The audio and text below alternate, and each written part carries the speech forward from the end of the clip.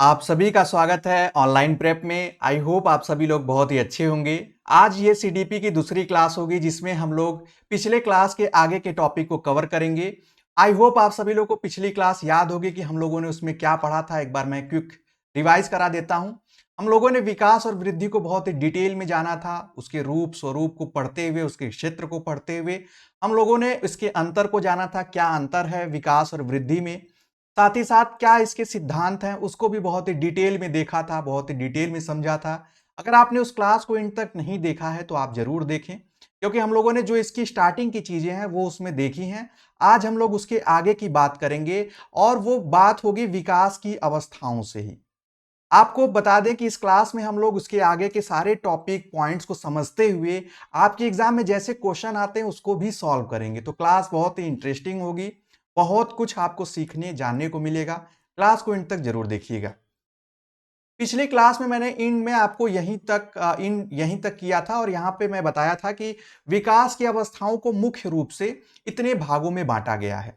गर्भावस्था, शैशवावस्था, पूर्व या प्रारंभिक बाल्यावस्था, उत्तर बाल्यावस्था और किशोरावस्था। इसके बाद युवा, प्रौढ़ा, वृद्धा, वो बहुत सारी अवस्थाएं, लेकिन हमें 18-19 साल की अवस्थाओं तक ही पढ़ना होता है आपके सिलेबस के अकॉर्डिंग। बेसिकली सभी लोग आप देखेंगे कुछ बुक्स में मैक्सिमम शैशवा से ही प्रारंभ किया हुआ दिखेगा या आपको वहां पर स्टेजेस में दिखेगा, लेकिन हम लोग गर्भावस्था और प्रसव पूर्वावस्था को भी कवर करते हुए चलेंगे, क्योंकि हमारे विकास का जो प्रथम काल है वो यहीं से प्रारंभ होता है। तो आइए इस क्लास की शुरुआत करते हैं। आज का टॉपिक आपके स्क्रीन पे है, विभिन्न अवस्थाओं की विशेषताओं को देखते हैं। सबसे पहले गर्भावस्था, जिसको प्रसव पूर्व अवस्था कहते हैं और इंग्लिश में इसको प्री नेटल पीरियड कहते हैं। ये कितने समय का होता है ये भी एग्जाम में इससे कई बार क्वेश्चन आए हुए हैं। मैच द कॉलम में आ सकते हैं, ये आपको ऑर्डर अरेंज करने में भी आ सकते हैं, तो इसलिए आपको जानना जरूरी है। वो है 9 माह 10 दिन। और अगर हफ्तों में इसको देखें, बेसिकली ये सारी चीजें हफ्तों में कैलकुलेट की जाती हैं, तो 38 से 40 हफ्तों का ये समय होता है जो कि माँ के गर्भ में बीतता है। ठीक है। और इसमें किस तरीके से हमारा विकास होता है वो आप यहां देख सकते हैं। इन हफ्तों में किस तरीके से हमारे शरीर का आकार बढ़ रहा है और बहुत सारी चीजें ये मां के गर्भ में ही विकसित होती हैं। अब उसमें जो प्रमुख है उसको जान लीजिए, थोड़ा काफी इंपॉर्टेंट होगा और आप लोगों के जीके जीएस टाइप का भी ये थोड़ा सा कुछ पॉइंट्स लगेंगे। जैसे 12वें हफ्ते तक यानी 12th वीक्स में आप हमारे जो है यानी मां के गर्भ में बच्चों का यानी शिशुओं का, नवजात शिशुओं का, उनका क्या लिंग निर्धारण हो जाता है कि वो बालक है बालिका है। इसका निर्धारण जो है वो हफ्तों में होता है। ये काफी इंपॉर्टेंट पॉइंट है। उसके बाद जो है आप देखेंगे कि वो 20 हफ्तों में वो सुनना प्रारंभ कर देता है मां के गर्भ में ही। उसके बाद उसके लंग्स डेवलप होते हैं 24 हफ्तों में। इस तरीके से उसके हड्डियों का विकास लगभग 32 हफ्तों में पूरा हो जाता है और वो उसका जो फुल टर्म जो डेवलपमेंट है वो 40 हफ्तों तक मां के गर्भ में हो जाता है। उसके बाद जब वो जन्म लेता है तब उसके बाद क्या क्या आपको विशेषताएं देखनी है, क्या क्या जानना है और क्या क्या आपके एग्जाम में पूछा जाता है उसको कवर करेंगे। तो दूसरी अवस्था हो जाएगी आपकी शैशवा अवस्था, इन्फेंसी एज, जो कि जन्म से लेकर 2 वर्ष मानी गई है। कुछ कुछ बुक्स में आप देखेंगे इसको 3-5 भी लिखा होगा, लेकिन आप अपने एग्जाम के अकॉर्डिंग इस चीजों को समझने की कोशिश करिएगा। अलग अलग राइटर्स ने अलग अलग इस पे, जो भी मनोवैज्ञानिकों ने अलग अलग अपनी राय दी है, लेकिन ये एकमत होकर इसी के अकॉर्डिंग आपको जानना है और ये टाइम पीरियड याद रखना है। जो ये अवस्था है वो अवस्था कैसी है आप इस पिक्चर में देख सकते हैं। माँ एक नवजात शिशु को अपने गोद में ली हुई है, तो इससे आप समझ पाएंगे ये है शैशवा अवस्था। अब इसमें क्या क्या विशेषताएं हैं, इसमें ज्ञानेंद्रियों से बच्चा सीखता है। आंख, ज्ञानेंद्रियां क्या होती हैं मुख्य रूप से? आंख, कान, नाक, जीभ, त्वचा। इससे वो सारी चीजों का अनुभव करता है, जिनको सुनता है। पहले सुन के लोगों को पहचानना उसको प्रारंभ कर देता है। वो सुन के ये अंतर कर लेता है कि मम्मी बोल रही है या कोई और बोल रहा है। फिर उसके बाद वो देखकर पहचानना शुरू कर देता है। लेकिन इस अवस्था में, इस एज में उनके अंदर नैतिकता और सामाजिकता का अभाव होता है। छोटे बच्चे हैं, वो न पूरी तरीके से न वो सामाजिक कहलाते हैं न ही असामाजिक कहलाते हैं। यानी वो न्यूट्रल होते हैं, बिल्कुल उदासीन होते हैं इस मामले में। और नैतिकता का अभाव होता है, क्या सही क्या गलत उनको ये सब कुछ भी नहीं पता होता है। यानी 2 साल तक लगभग ये सारी चीजें गायब रहती हैं इस एज में। अगर संवेगों की बात करें तो ये जन्म से लेकर 2 वर्ष के बीच में इनके ये अपने संवेग प्रदर्शित करने लगते हैं। गुस्सा होंगे तो वो भी प्रदर्शित हो जाएगा, डर अगर उनके वो डरेंगे तो वो भी प्रदर्शित होगा उनके हाव-भाव से। प्रेम और ईर्ष्या ये सारे जो संवेग हैं, इमोशन है वो भी दिखने लगते हैं। तीव्र मानसिक और शारीरिक विकास देखने को मिलता है। तीव्र इसलिए कहा जाता है फास्ट डेवलपमेंट क्योंकि आप देखेंगे कि बच्चा अभी गोदी में है 2 साल तक चलना, थोड़ा दौड़ना, इस तरीके की एक्टिविटी करना और देख सकते हैं कितने तीव्र गति से उसका विकास होता है। और जब शारीरिक विकास हो रहा है तो जाहिर-सी बात है मानसिक विकास होगा। पहले बच्चा बोल नहीं पाता था, अब बोलने लगा, अब उसके शब्द भंडार बढ़ जाते हैं। यानी शैशवा अवस्था में कुछ ये विशेषताएँ मुख्य रूप से देखने को मिलती हैं। इसमें बहुत सारी हैं लेकिन हम आपके एग्जाम के पॉइंट ऑफ व्यू से ही चीजों को यहाँ पर इंक्लूड किया है। उसके बाद आती है अवस्था आपकी पूर्व या प्रारंभिक बाल्यावस्था जिसको इंग्लिश में आप अर्ली चाइल्डहुड कहते हैं।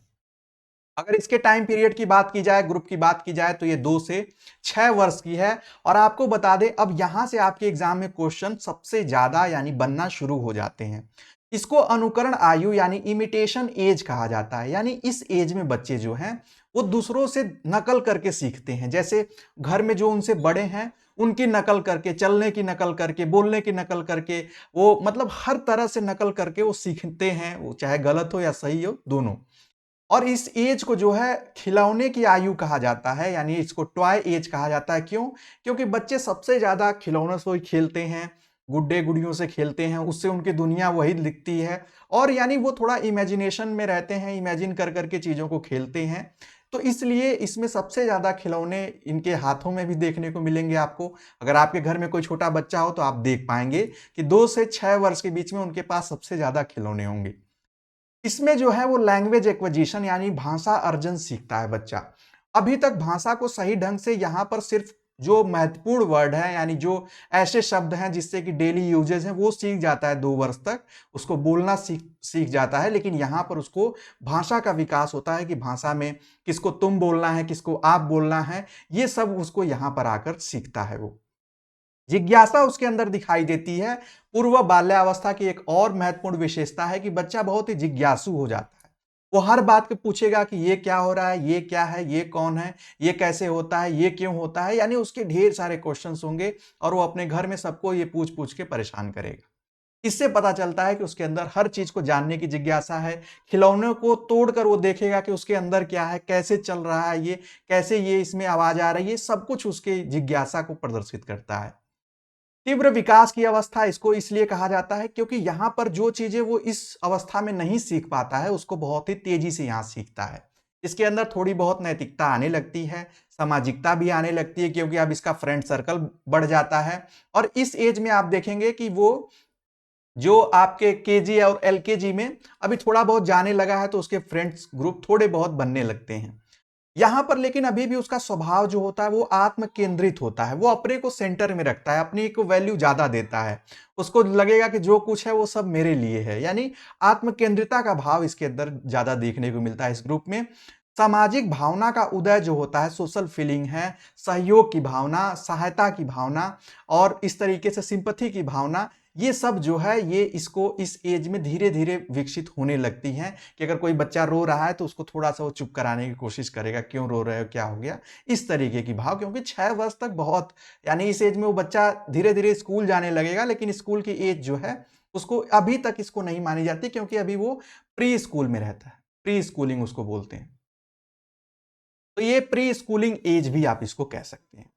उसके बाद जो दूसरी अवस्था आती है वो है आपकी उत्तर बाल्यावस्था जिसको लेटर चाइल्डहुड एज कहते हैं, जो कि 6 से 11 वर्ष मानी गई है। कुछ उस बुक में आपको हो सकता है कि यहाँ उत्तर की जगह मध्य बाल्यावस्था लिखे, लेकिन ये एज ग्रुप और ये नाम अलग अलग हो सकते हैं। लेकिन आपको ये ध्यान रखना है, अगर आप इसको उत्तर बाल्यावस्था से याद रखते हैं तो ज्यादा बेहतर है। अब इसकी क्या विशेषताएं हैं उसको जान लेते हैं। इसको प्रारंभिक स्कूल की अवस्था कहा जाता है, एलिमेंट्री स्कूल एज। 6 साल तक बच्चा क्लास फर्स्ट सेकेंड तक वो आ जाता है, स्कूल जाना शुरू कर देता है। उसका बहुत ज्यादा समय स्कूल में भी बीतता है, वो जाएगा 9 बजे जाएगा, 2 3 बजे 4 बजे आता है वो। तो इसलिए इसको एलिमेंट्री स्कूल एज भी कहा जाता है। अगर आपके एग्जाम में क्वेश्चन आए इससे, तो आपको ये ध्यान होना चाहिए कि ये किस एज की बात कर रहा है। जैसे जब टॉय एज की बात आएगी तब आपको याद होना चाहिए कि ये 2 से 6 साल के बच्चे यानी पूर्व या प्रारंभिक बाल्यावस्था की बात हो रही है। आगे क्वेश्चन हम लोग करेंगे इससे संबंधित। इसमें समूह और टोली आयु यानी इसको गैंग या ग्रुप एज भी कहा जाता है। यहां पर बच्चे ग्रुप में रहना थोड़ा पसंद करते हैं, ग्रुप बना लेते हैं। खेलने का ग्रुप है, स्कूल में अलग ग्रुप रहेगा उनको, तो ग्रुप में रहना ये पसंद करते हैं। और इसीलिए और ग्रुप में रहेंगे, इसको स्फूर्ति या चुस्ती की आयु यानी एनर्जी एज भी कहा जाता है। काफी एनर्जेटिक आपको दिखेंगे, हर काम वो करने को तैयार रहेंगे, हाँ ये भी कर लूंगा वो भी कर लूंगा, हर खेल खेलने के लिए वो तैयार रहते हैं। इसको डर्टी एज कहा जाता है। गंदी आयु का अर्थ जो है यहां पर है कि ये इस समय अपने कपड़े गंदे बहुत ज्यादा करते हैं। बेसिकली इसका कोई नेगेटिव अर्थ नहीं है, नेगेटिव मीनिंग नहीं है। सकारात्मक अर्थ ये है कि गंदी एज इसलिए कहा जाता है कि बच्चे, आप देखेंगे कि ये गिर पड़ के खेलना उनका मोटिव रहेगा और वो मैटर नहीं करेगा कपड़े गंदे हो जाएंगे ये। और सबसे ज्यादा जो कपड़े गंदे इसी एज में होते हैं, और माना भी जाता है दाग अच्छे हैं, क्योंकि इस एज में वो सीखते हैं, बहुत सारे फिजिकल एक्टिविटी करते हैं, गेम्स खेलते हैं बच्चे। तो ये आप देख पाएंगे, इसीलिए इसको डर्टी एज कहा जाता है।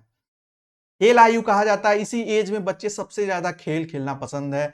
गेम्स भी इसीलिए सबसे ज्यादा बच्चों को खेलने स्कूल में कराए जाते हैं इसी टाइम से। और इसी एज में बच्चों के इंटरेस्ट होने लगता है किसी न किसी स्पेसिफिक गेम में, और वो आगे चल के स्पोर्ट्स पर्सन भी बनते हैं। तो ये मतलब एक कह सकते हैं बहुत ही इंपॉर्टेंट एज स्टेज है, और ये जो लेटर चाइल्डहुड स्टेज है, इसको छद्म या मिथ्या परिपक्वता की आयु भी कहते हैं। बच्चा अभी 6 से 12 साल की एज ग्रुप में रहता है, मान लेते हैं 10 साल का हो जाता है, तो उसको लगता है मैं बड़ा हो गया हूं, मुझे कोई डांटे ना, अब मैं सब कुछ अपने से कर सकता हूं, लेकिन वो कर नहीं पाता है। लेकिन इसीलिए इसको स्यूडो कहा जाता है, स्यूडो मैच्योरिटी, मतलब उसको लगता है कि मैं बड़ा हो गया हूं, अब मैं आत्मनिर्भर हूं, अब मुझे किसी की हेल्प की जरूरत नहीं है, मैं अब बहुत सारे काम खुद से कर लूंगा, लेकिन वो कर नहीं पाता है। लेकिन उसकी मेंटेलिटी रहती है। यानी ये जब हम बच्चा बालक बालिका कह रहे हैं, इस एज में बालक बालिका दोनों के अंदर ये गुण देखने को मिलते हैं। नैतिक विकास की आयु है, एज ऑफ मोरालिटी। इसमें बालक और बालिकाओं में आप देखेंगे कि नैतिकता का विकास हो जाएगा, क्या सही है क्या गलत है, झूठ नहीं बोलना चाहिए, सबका आदर सम्मान करना चाहिए, ये सारे गुण जो हैं उसको परिवार से मिल जाते हैं, ये सारे संस्कार उसको मिल जाते हैं। तो इसलिए उसका नैतिकता और सांस्कृतिक विकास इस एज ग्रुप में सबसे तेजी से होता है।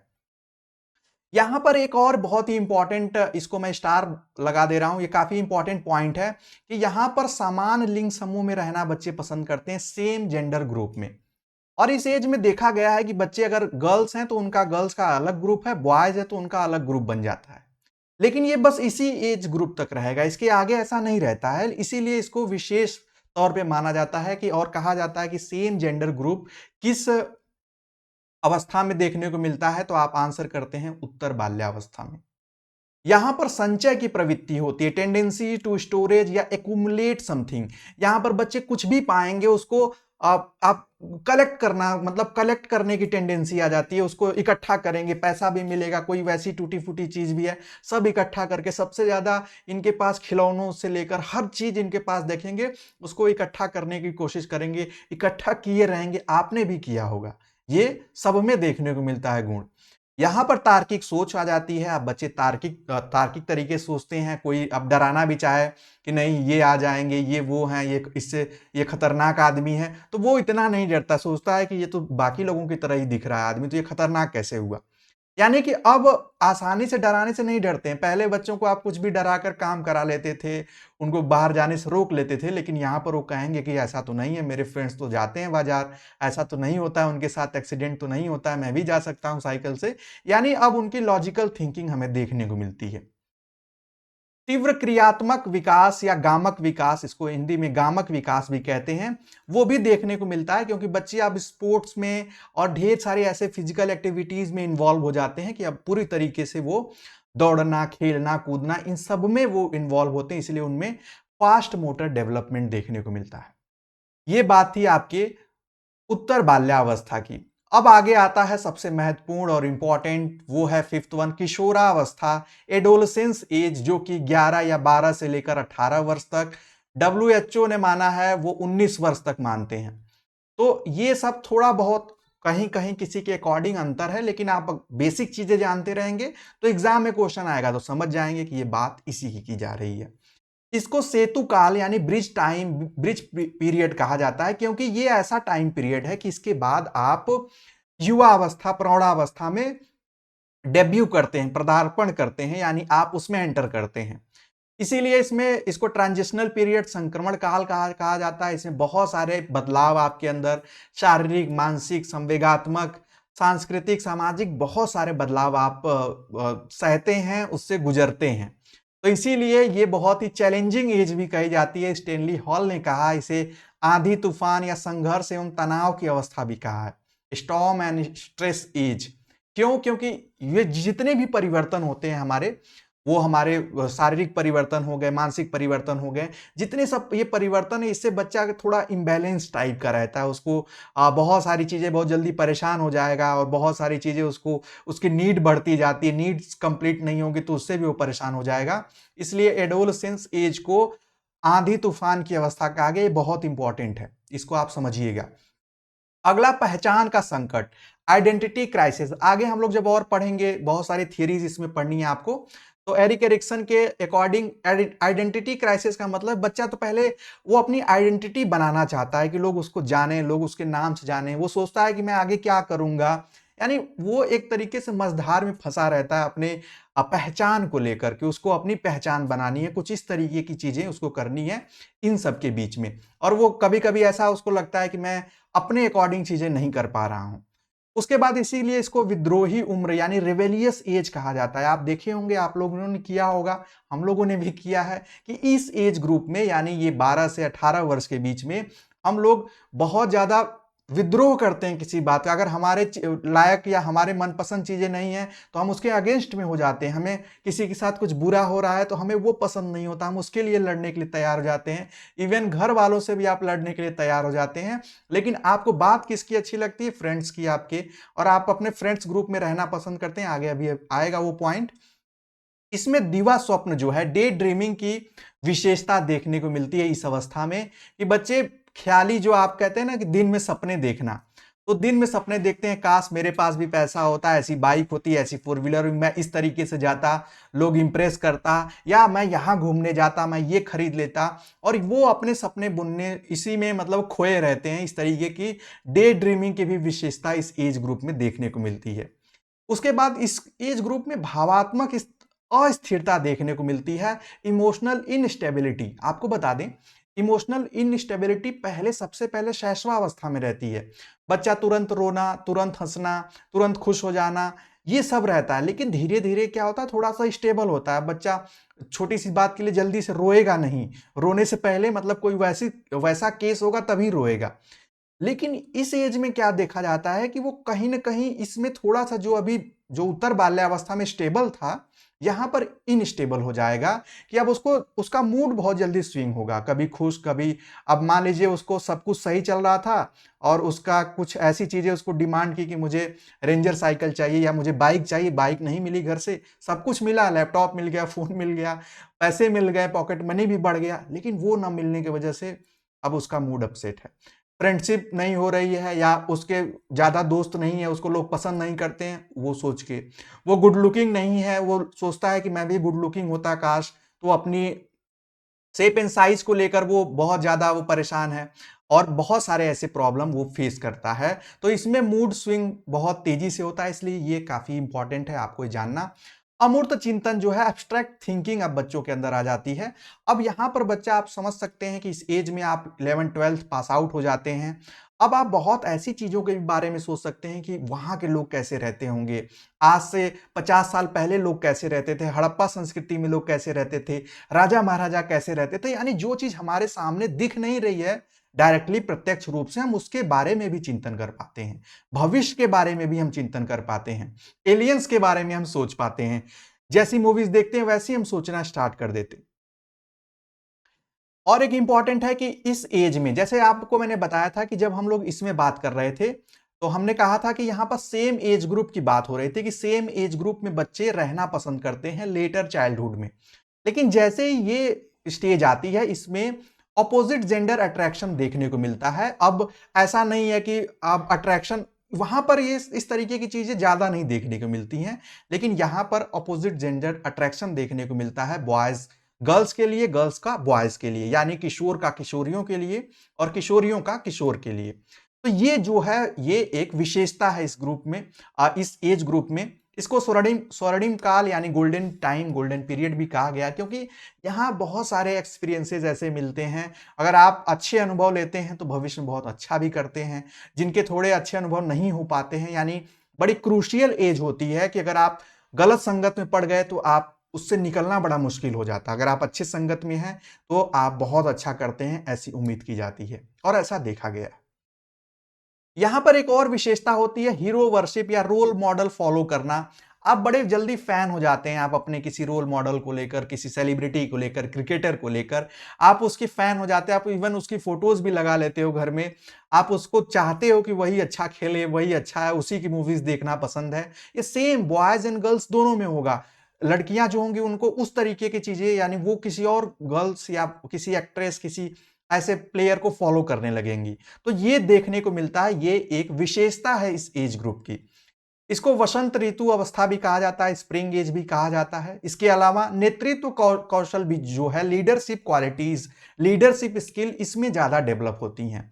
अब यहां पर आपके अंदर जब आप इस एज पे रहते हैं तब आपके स्कूल में ऐसे एक्टिविटीज भी कराई जाती हैं कि आपके अंदर लीडरशिप की क्वालिटीज बिल्ट हो, यानी बने। सदस्य, यहां पे सक्रिय सदस्य, ध्यान रखिएगा एक बहुत इंपॉर्टेंट पॉइंट है। यहां पे बच्चे ग्रुप में रहना पसंद करते हैं, लेकिन यहां से जब आप यहां पर ग्रुप में तो रहना पसंद करते थे, जिनको गैंग एज या टोली आयु, टोली समूह कहा जा रहा था, समूह या टोली टाइम पीरियड। लेकिन यहां पर सिर्फ ग्रुप में रहना पसंद करते थे। यहां पे ग्रुप रहने के साथ साथ आप सक्रिय मेंबर हो जाते हैं। अब उनको वो चाहते हैं, जैसे कि आप ग्रुप एडमिन टाइप का कह सकते हैं, उनकी वैल्यू भी बढ़ जाती है। अब ये ग्रुप में सब कुछ, सभी लोगों की बात मानते हैं, सुनते हैं। यहां तक कि इस तरीके से सदस्य हो जाते हैं अपने ग्रुप में कि घर वालों से ज्यादा अच्छी बात जो है उनको अपने फ्रेंड्स की लगती है, अपने एज ग्रुप के लोगों की लगती है। उनको बड़ों की बात उतनी पसंद नहीं आती है। ये भी देखने को मिलता है। और इस एज में आप आत्मनिर्भरता की ओर बढ़ते हैं और व्यवसाय चुनने की अवस्था आ जाती है। आप बहुत सारी चीजें सोचने लगते हैं कि मैं फ्यूचर में क्या बनूंगा, डॉक्टर, इंजीनियर, टीचर या लॉयर। अलग अलग आपके इंटरेस्ट के अकॉर्डिंग आप उनको सेलेक्ट करते हैं, उसके लिए सोचना भी प्रारंभ कर देते हैं इसके अंतिम चरण तक, यानी 18, 17, 18, 19 तक आते आते। अब इसमें जो है जब हम लोग विकास पढ़ते हैं तो इसमें एक और पॉइंट आता है और उसका नाम हम लोग पहले भी लिए हैं, मैच्योरिटी, परिपक्वता। परिपक्वता बेसिकली होती क्या है, इसको लेकर अलग अलग जो राइटर्स हैं उनके अलग अलग मत हैं, यानी वो अलग अलग तरीके से इसको डिफाइन करते हैं। लेकिन सबका कंक्लूजन जो है बेसिकली वो लोग, हम लोग उसी पे ज्यादा फोकस करेंगे। परिपक्वता जीव के भीतर, जीव का मतलब हर व्यक्ति, हर मनुष्य, हर जीव प्राणी के भीतर विकास, विकास न करके वृद्धि की जो पूर्णता तक पहुंचना ही परिपक्वता है। यानी हम चलने लगे, दौड़ने लगे, हमारे अंदर, हम ह्यूमन के अंदर ये गुण थे कि हम दौड़ भी सकते हैं, हम साइकिल चला सकते हैं, बाइक चला सकते हैं, ये गुण है, कई नई चीजें सीख सकते हैं। लेकिन उसकी पूर्णता एक स्पेसिफिक एज में जाकर होती है। जैसे हम बुक्स पढ़ना स्टार्ट करते हैं तो बुक हमें पहले, हमें नहीं पता होता कैसे पढ़ना है, कैसे कौन सी भाषा को सीखना है, लेकिन वो धीरे धीरे कैसे वो हमारे जीन में भी, यानी हमारे अनुवांशिकता का भी जो लक्षण होता है वो भी, और पर्यावरण से, उससे मिलकर हम चीजों को सीखते सीखते पूर्णता की ओर पहुंचते हैं। परिपक्वता का मतलब है कि जब जो हमारे अंदर कैपेबिलिटीज हैं, आगे देखिए, व्यक्ति के अंतर्निहित गुणों और क्षमताओं का प्रकटीकरण, यानी कि एक एज पे आने पे हमारे कुछ विशेष गुण जो हैं वो प्रदर्शित होने लगते हैं। अगर हम बहुत ज़्यादा आइडियोलॉजीज की बात करते हैं, बहुत ज़्यादा पॉलिसी, किसी को क्रिटिसाइज करने की बात करते हैं, ये सब जो क्षमताएं हैं हमारे अंदर, ये एक स्पेसिफिक टाइम पे, स्कूल टाइम, आप ग्रेजुएशन कर रहे होंगे तब आपको आएगा कि ये सही है, ये गलत है, गवर्नमेंट की ये पॉलिसी सही है, ये गलत है। यानी ये सब जो है ना, ये एक एज में आता है और वो शो करता है मैच्योरिटी को।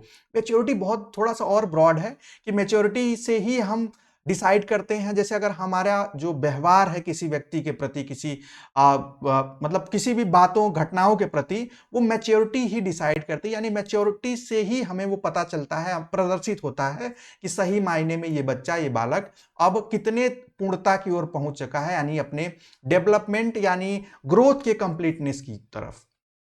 अगर आप देखिए इसको, तो ये अनुवांशिकता और पर्यावरण के पारस्परिक प्रभाव से, यानी इन दोनों के प्रभाव से, इसमें दोनों इंपॉर्टेंट फैक्टर है। जैसा डेवलपमेंट में हमने देखा था, यहां ये भी ध्यान देने वाली बात है कि जो मैच्योरिटी है वो डेवलपमेंट का ही एक पार्ट है। यानी अगर ये पूरा सर्कल जो है ये डेवलपमेंट है, तो उसी का पार्ट है एक मैच्योरिटी। और ये जो है ये एक तरीके से एक स्वाभाविक, एक नेचुरल जो है ये प्रोसेस है। ऐसा नहीं है कि इसमें हम बहुत तेजी कर सकते हैं। ये एक सर्टेन एज पे अपने आप ये प्रदर्शित होने लगता है, जो हमारे गुण हैं हमारे हमारे अंदर। जैसे कुछ लोग आप देखेंगे आगे चल के बहुत तेजी जल्दी जल्दी बोलना शुरू करते हैं, या उनके कुछ ऐसे गुण आपको देखने को मिलेंगे, जैसे आपको लग जाएगा कि इसके तो फादर भी ऐसे ही बोलते थे, ये भी ऐसे ही बोल रहा है। तो यानी इसके फादर भी इसी तरीके से थे, या इसकी मदर इसी तरीके से थी, अब ये गुण इसमें दिखने लगा। वो उसकी परिपक्वता को प्रदर्शित करता है, और उसी से उसके भावात्मक, मानसिक और शारीरिक रूप से भी परिपक्व वो दिखने लगता है। यानी बच्चा अभी पैदा होते ही वो दौड़ना नहीं प्रारंभ कर देता। जब दौड़ने लगता है तो वो उसके शारीरिक परिपक्वता को प्रदर्शित करता है, उसमें मानसिक और भावात्मक परिपक्वता भी आती है। एक और कंसेप्ट अभी रिसेंट में देखने को मिला है आप लोगों के एग्जाम में, सीटीईटी और बाकी अदर गवर्नमेंट जॉब में, वो है नमनीयता या ढलनशीलता, जिसको प्लास्टिसिटी कहा जा रहा है। प्लास्टिसिटी एक डेवलपमेंट का एक कंसेप्ट है बेसिकली, उसका एक गुण आप मान सकते हैं। और इसका शाब्दिक अर्थ जो होता है, आसानी से आकार देने या ढालने के गुण को ही प्लास्टिसिटी कहते हैं। जैसे प्लास्टिक क्या होता है कि आसानी से उसको ढाला जा सकता है और वो आकार दिया जा सकता है, उसको बनाने की प्रक्रिया की बात हो रही है। और प्लास्टिसिटी का मतलब थोड़ा लचीलापन भी होना, उसीलिए इसको नमनीयता या ढलनशीलता कहते हैं। लेकिन ये आपके लिए क्यों जरूरी है?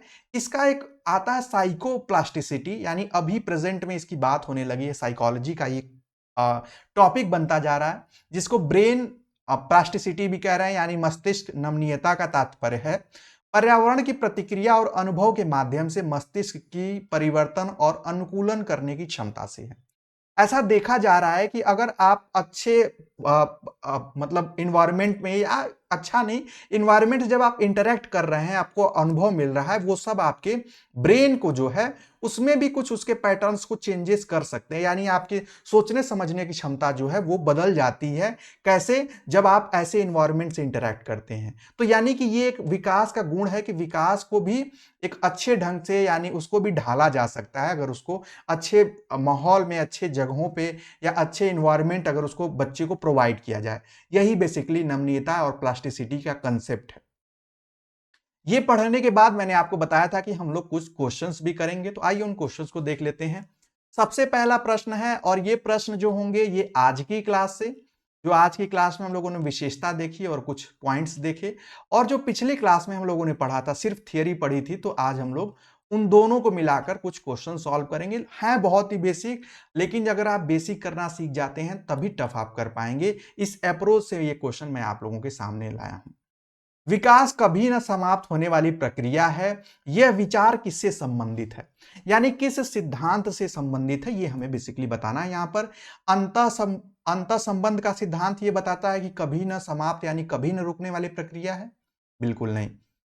निरंतरता का सिद्धांत, प्रिंसिपल ऑफ कंटिन्यूटी, एकीकरण का सिद्धांत या इंटरेक्शन का। तो जाहिर सी बात है, बहुत ही सिंपल सा क्वेश्चन था। तो यानी जो प्रिंसिपल ऑफ कंटिन्यूटी है, वही उसी में तो हम लोगों ने जाना था कि ये कभी ना समाप्त होने वाली प्रक्रिया है, विकास हमेशा हमारा पूर्णता की ओर होते जाएगा, इस तरीके से हमने उसको जाना था। अगला क्वेश्चन देख सकते हैं आप सभी लोग। व्यक्तिगत शिक्षार्थी, इंडिविजुअल लर्नर एक दूसरे से में भिन्न होते हैं किस पॉइंट, या किस मतलब कह सकते हैं स्पेसिफिक ऑप्शन के अकॉर्डिंग आपको देखना है कि किस में भिन्न होते हैं। विकास की दर में, विकास के क्रम में, विकास की सामान्य क्षमता में, या विकास वृद्धि और विकास के सिद्धांतों में। तो क्या दो लोगों के लिए विकास और वृद्धि के सिद्धांत अलग होंगे? बिल्कुल नहीं, वो समान होंगे। तो ये होगा नहीं। क्या उनकी सामान्य क्षमता होगी? जरूरी नहीं। क्या विकास क्रम जो होंगे उसमें भिन्नता होगी? बिल्कुल नहीं, उनका भी क्रम उसी तरीके से होगा, वो भी पहले बैठना, फिर घुटनों के बल चलना, फिर खड़े होकर चलना, इसी तरीके से वो भी सीखेंगे।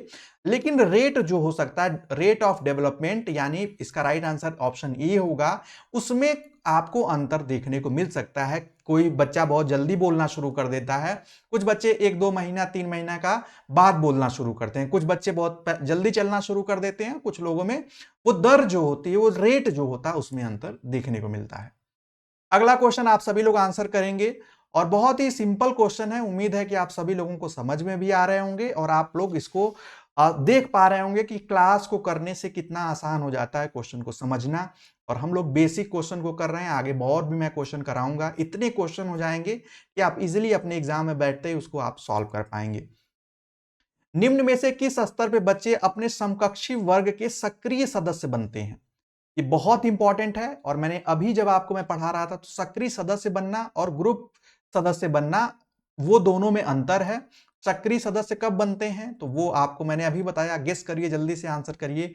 राइट आंसर हो जाएगा किशोरावस्था में, यानी एडोलेसेंस एज में वो एक्टिव मेंबर बन जाते हैं अपने ग्रुप के, जो उनका ग्रुप है। अगला क्वेश्चन है, विकास का अर्थ क्या है? ये बहुत इंपॉर्टेंट है। जब हम लोग स्टार्टिंग में पढ़ रहे थे, अब यहां पर हमें जो आंसर करना है वो आपको ऑप्शन के अकॉर्डिंग करना है। परिवर्तनों की उत्तरोत्तर श्रृंखला है, अभिप्रेरण के फलस्वरूप होने वाले परिवर्तनों की उत्तरोत्तर श्रृंखला है, या अभिप्रेरणा और अनुभव के फलस्वरूप, क्या सिर्फ मोटिवेशन और एक्सपीरियंस के स्वरूप ये होने वाली प्रक्रिया है, या परिपक्वता एवं अनुभव के फलस्वरूप होने वाले परिवर्तनों की श्रृंखला है? यहां पर देखिए, ये दूसरा और तीसरा ऑप्शन यानी बी और सी तो नहीं होगा, लेकिन ए और डी दोनों मतलब परिवर्तनों की श्रृंखला है। जाहिर सी बात है, सुधारात्मक परिवर्तनों की श्रृंखला है। लेकिन यहां पर और डिटेलिंग में इस बात को बताया गया है, डिटेलिंग दिख रही है कि परिपक्वता और अनुभव से विकास हमारा जल्दी होता है। विकास हम मतलब हमारे अंदर विकास में अनुभव और मैच्योरेशन का भी इंपॉर्टेंट रोल है, इसलिए राइट आंसर क्या हो जाएगा? ऑप्शन डी हो जाएगा। ठीक है, अब पांचवा प्रश्न आप लोगों के सामने है। मैंने आपको बताया था कि इससे अभी हम लोग क्वेश्चन आगे करेंगे, उम्मीद है आप सभी लोग इसका आंसर करेंगे। खिलौने की आयु यानी जो टॉय एज है, कहा जाता है किस अवस्था को? पूर्व बाल्यावस्था, उत्तर या शैशवा, या ये सभी? तो देखिए, ये सभी तो नहीं होगा। शैशवा में वो खिलौने का उससे बहुत ज्यादा मतलब नहीं रहता है, तो ये राइट आंसर क्या हो जाएगा? पूर्व बाल्यावस्था, एज ग्रुप 2 से 6 वर्ष।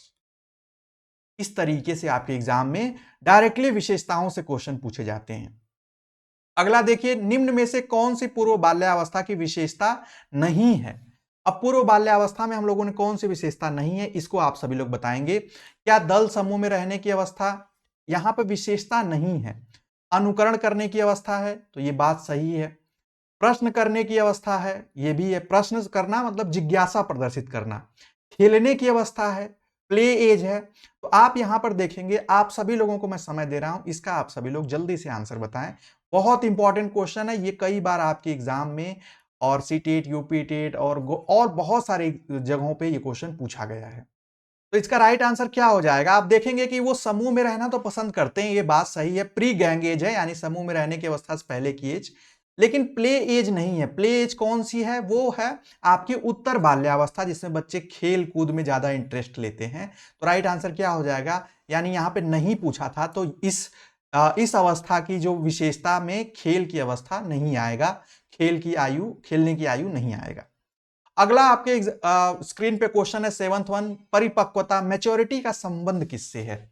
ये संबंध मैंने आपको अभी बताया और आप सभी लोग उम्मीद है इसका आंसर कर पाएंगे। क्या ये डेवलपमेंट से संबंधित है, बुद्धि से है, क्रिएटिविटी से, या इंटरेस्ट से? तो मैंने बताया कि विकास का ही हिस्सा है आपका मैच्योरिटी, इसलिए इसका संबंध किससे है? वो डेवलपमेंट से है। अगला क्वेश्चन देखिए, ये बहुत इंपॉर्टेंट है, कई बार आता है, मैं आपको बताया। तनाव और क्रोध की अवस्था, आंधी तूफान की अवस्था, संघर्ष की अवस्था, किस अवस्था को कहा गया है? शैशवा, किशोरा, बाल्या, या वृद्धा? तो राइट आंसर क्या हो जाएगा? बहुत ही आसान है, आप सभी लोग दे पाएंगे, किशोरा अवस्था, एडोलसेंस एज। अगला क्वेश्चन देखिए, बच्चों के विकास के सिरस्थ सिद्धांत, जिसको इंग्लिश में हम सेफेलोकॉडल, इसके हिंदी में अलग अलग नाम है, कंफ्यूज नहीं होंगे। लेकिन इंग्लिश को अगर आप समझ जाएंगे इस टर्म को, तो आप आसानी से, मैं बताया भी हूं आपको पहली क्लास में, के अनुसार निम्न में से कौन सा सत्य कथन है? सेफेलोकॉडल का मतलब क्या होता है? मैंने आपको बताया था सेफेलोकॉडल यानी सिर से लेकर पांव तक। इस तरीके से आप एरो ड्रॉ कर देंगे तो आपको आसानी से समझ में आ जाएगा। और मैंने इसको आपको बताया भी है, उसको मैं अभी आपको दिखाऊंगा इनमें। आप आंसर करेंगे विकास सिर से पैर की ओर होता है। विकास पैर से सिर की ओर होता है? तो बिल्कुल नहीं। विकास मध्य भाग से पेरीफेरी की ओर होता है, यानी बाहर की ओर होता है, तो वो उसको क्या कहते हैं? प्रॉक्सिमो डिस्टल कहते हैं। उपरोक्त में से कोई नहीं, तो राइट आंसर क्या हो जाएगा? विकास सिर से पैर की ओर होता है और पांव की उंगलियों तक जाता है। ये मैंने आपको बहुत डिटेल से बताया है। अगला क्वेश्चन है विकास डैश से डैश की ओर बढ़ता है। ये बहुत इंपॉर्टेंट क्वेश्चन है और मैंने आपको जब मैं आपको पढ़ा रहा था, सब कुछ मुझे दिखाना होगा, नहीं तो आप कहेंगे सर ये आप बताए थे मुझे याद नहीं है। देखिए, ये जब मैं आपको बता रहा था तो यहां बताया था सेफेलोकॉडल। यहां पे देखिए मस्तकाधोमुखी और सिरोधमुखी, अलग अलग इसके नाम हैं, यानी सिर से लेके पांव तक विकास का होना है। और यहां पर हमने जो सिद्धांत पढ़े से उससे एग्जाम में आपके डायरेक्टली क्वेश्चन बनते हैं, तो एक बार आप उसको दोबारा से देख लेंगे, जो कंसेप्ट या जो पॉइंट अभी आप भूल रहे हो, नहीं समझ पा रहे हो। राइट आंसर इसका हो जाएगा सामान्य से विशिष्ट की ओर। पहले सामान्य रूप से विकास होता है, फिर विशिष्ट चीजों का विकास होता है। ठीक है। उसके बाद है निम्नलिखित में से कौन सा कथन विकास और अधिगम के बीच संबंध को सर्वश्रेष्ठ रूप से जोड़ता है? ये बहुत इंपॉर्टेंट क्वेश्चन है। यानी विकास और अधिगम यानी डेवलपमेंट और लर्निंग में क्या अंतर है? लर्निंग अभी आगे हम लोगों को पढ़ना है। तो विकास अधिगम जो है विकास से पीछे रहता है, तो ऐसा बिल्कुल नहीं है। अधिगम और विकास समानार्थी और परिभाषिक शब्द है, तो समानार्थी सिनोनिम्स तो बिल्कुल नहीं है। अधिगम और विकास एक जटिल तरीके से अंतर संबंधित है, या विकास अधिगम से स्वतंत्र है? तो ऐसा भी नहीं है कि विकास जो है अधिगम से लर्निंग से स्वतंत्र हो, क्योंकि मैं आपको बताया हूं रिलेशन डेवलपमेंट को ही बढ़ावा देने के लिए लर्निंग का प्रयोग किया जाता है, या लर्निंग जो है डेवलपमेंट की गति को बढ़ा सकती है। तो इसका मतलब है कि इन दोनों में संबंध है, और ये एक जटिल संबंध है। ऐसा नहीं है कि हम कह दें कि इतने तेजी से बढ़ेगा, या कोई मात्रात्मक इसका वैल्यू है कि इतने तेजी से ये स्पीड होगी, ऐसा नहीं है। राइट आंसर क्या हो जाएगा? ऑप्शन सी हो जाएगा। अगले क्वेश्चन का आंसर देंगे, बहुत ही सिंपल है। 12वां प्रश्न है, निम्नलिखित में से कौन सा वृद्धि और विकास के सिद्धांतों से संबंधित नहीं है? जब हम लोग विकास के सिद्धांत को पढ़ रहे थे, वृद्धि और विकास के, तब हम लोगों ने उसमें क्या नहीं पढ़ा है उस सिद्धांत में, वो आप जानते रहेंगे, तो इसका आंसर बहुत आसानी से कर पाएंगे। निरंतरता का सिद्धांत ये हम लोगों ने पढ़ा है, बात सही है। समन्वय का सिद्धांत, कोऑर्डिनेशन का। व्यक्तिकता का यानी वो इंडिविजुअल डिफरेंसेस वाली बात उसमें आ जाती है। वर्गीकरण यानी क्लासिफिकेशन, कोई टर्म हमने उसमें नहीं पढ़ा था, तो राइट आंसर ऑप्शन बी हो जाएगा। अगला क्वेश्चन आप सभी लोगों के सामने है, ये बहुत इंपॉर्टेंट है और मैंने शुरुआत में ही आपको हिंट दिया था। मानव विकास का प्रारंभ होता है, यानी शुरुआत होती है मानव विकास की, क्या वो पूर्व बाल्यावस्था से होती है, गर्भावस्था, शैशवावस्था और उत्तर बाल्यावस्था? यहां पर बहुत सारे बच्चे जो कंसेप्ट को यानी थियरी क्लासेस को अच्छे से नहीं पढ़े रहते हैं, वो कहते हैं शैशवावस्था। लेकिन मैंने आपको बताया कि हमारा विकास जो है, हर व्यक्ति का विकास वो गर्भावस्था से ही प्रारंभ हो जाता है। बहुत सारे गुणों का विकास आपको मैंने उसमें बताया था। राइट आंसर क्या हो जाएगा? ऑप्शन बी, प्रसव पूर्व अवस्था भी इसको कहते हैं, प्री नेटल पीरियड कहते हैं इंग्लिश में। 14वां क्वेश्चन जो है, हालांकि ये आपका अभी आगे हम लोगों को पढ़ना है, जीन पियाजे की थियरी है उसके अकॉर्डिंग ये बांटा गया है, लेकिन आप गेस कर सकते हैं। जन्म से किशोरावस्था तक बच्चों के विकास में किस क्रम में होता है?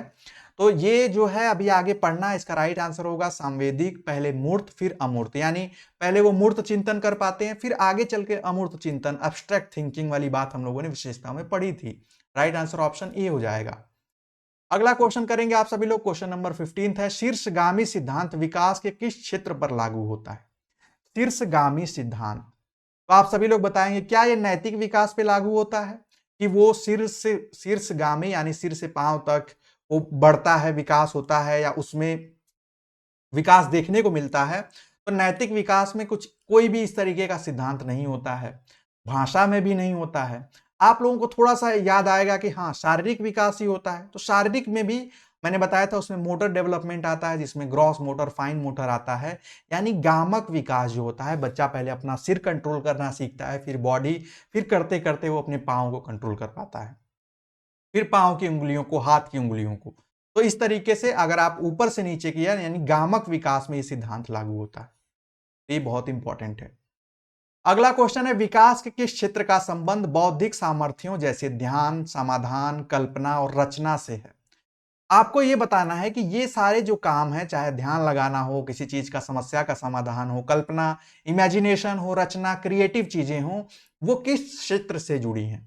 क्या वो संवेगात्मक क्षेत्र से जुड़ी हैं यानी इमोशनल फील्ड से, इमोशनल डोमेन से? तो ऐसा नहीं है, क्योंकि ये डोमेन क्या है, ये आपके भाव से संबंधित है। जिसमें आपका डर है, प्रेम है, ईर्ष्या है, तो ये होगा नहीं। दूसरा है सामाजिक क्षेत्र। क्या है? सामाजिक क्षेत्र से संबंधित है, तो सामाजिक में आपके अलग अलग सामाजिक गुण आ जाते हैं। ये सामाजिक गुण नहीं है, ये बेसिकली शारीरिक गुण भी नहीं है। इसमें इस तरीके का गुण जो है वो संज्ञानात्मक है, यानी इसी के अंतर्गत मानसिक आ जाएगा। मानसिक ये क्षेत्र है या मानसिक विकास का क्षेत्र है, जिसमें ध्यान है, समाधान है, कल्पना, रचना है। राइट आंसर ऑप्शन बी हो। और इस सेशन का आखिरी क्वेश्चन आपकी स्क्रीन पे है, उम्मीद है आप इसका आंसर करेंगे। मैं इसको समझाने की कोशिश करता हूं आपसे। सना ने अपने कमीज का बटन बंद करने वो कलम पकड़ना सीखने से पहले गिलास और बोतल पकड़ना सीख लिया। ये उदाहरण किस ओर संकेत करता है? बेसिकली यहां पर सिद्धांत की बात की गई है। किस सिद्धांत की ओर ये प्रदर्शित कर रहा है? किस सिद्धांत को? कहने का मतलब क्या है? पहले किसी चीज को पकड़ना सीखना। पहले बच्चों को, अगर छोटे बच्चे कुछ पकड़ाओगे आप, दोनों हाथों से पकड़ने जाते हैं। फिर धीरे धीरे वो एक हाथ से पकड़ना शुरू करते हैं। आप उनको पेन पकड़ाओगे तो पहले ऐसे पकड़ेंगे, फिर धीरे धीरे वो इस तरीके से आएगा। ये विकास किस ओर जा रहा है, ये अगर आपको याद आ जाएगा तो आप इसका आंसर कर पाएंगे। क्या विकास एक आयामी यानी यूनिडायरेक्शनल होता है? तो बिल्कुल नहीं। विकास मल्टी डायमेंशनल होता है, तो ये होगा नहीं। विकास की स्थिति चरम पर है, ऐसा ये इससे संबंधित ये कोई बात नहीं है इसमें। विकास की दिशा जो है दूरभिमुख है, यानी दूर, पास से दूर की ओर। यानी पहले देखिए, पहले इस तरीके से वो कर रहा था, फिर हाथ में पकड़ना सीखा। अब ये हाथ से जो है वो विकास जो है वो उंगलियों तक आ रहा है। यानी इसी को हम प्रॉक्सिमो डिस्टल, जो हमारा थियरी प्रिंसिपल था, उसमें हमने इसको जाना था। और ये क्रम निश्चित है, ये इसका अप्रोप्रिएट आंसर नहीं होगा। राइट आंसर क्या हो जाएगा? ऑप्शन सी हो जाएगा। तो इस सीडीपी की सेकेंड क्लास में उम्मीद है आप लोगों को सारे पॉइंट, सारी चीजें समझ में आई होंगी। और आगे भी और भी जो भी क्लास आएंगी वो आपके इंटरेस्ट के अकॉर्डिंग, अगर आप लोग चाहते हैं क्लासेस कंटिन्यू हो तो कमेंट करें, सपोर्ट करें। और आपको फ्री क्लासेस मिलेगी, और कोशिश रहेगी वन ऑफ द बेस्ट हो, बहुत ही कंसाइज हो, और आपको बहुत ज्यादा राम कहानी वाली चीजें ना हो। जो भी बात हो टॉपिक पे, पॉइंट पे, उससे बात और उसी से हम समझने की कोशिश करें। आज की क्लास में सिर्फ इतना ही। मिलेंगे नेक्स्ट क्लास में नेक्स्ट टॉपिक के साथ। तब तक के लिए bye bye, take care and keep watching.